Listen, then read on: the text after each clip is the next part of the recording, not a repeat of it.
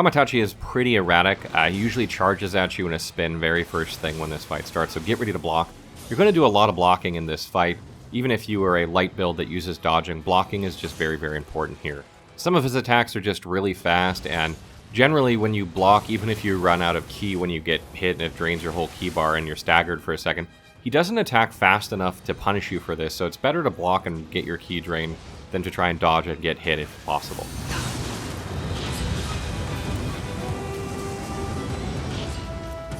There are a few times that's very good to get in some damage. The first is when he sort of swipes left and right and then tail whips. After that tail whip, if you roll through it or block it, that's a good time to get in some damage. I also like to hover around the edges of the arena where you're fighting, because when he does his spin move at you, he'll land next to you, and this is another good time to get in damage. But if you're standing in the center of the arena, he'll kind of fly through you, and then he'll end up somewhere where you won't be able to get over to him to attack.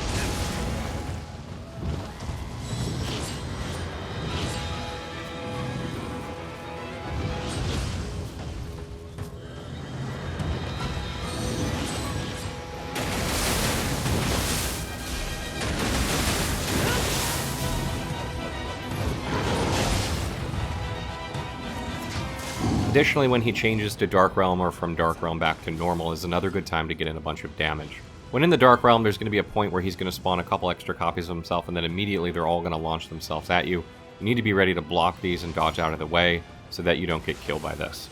Other than that, the only really other notable thing is that you can use your burst counter when he sort of like somersaults at you, which is really rare during this fight. So that's not going to happen very frequently, but when you see that, you can burst counter into it and stagger him and get in some good damage as well.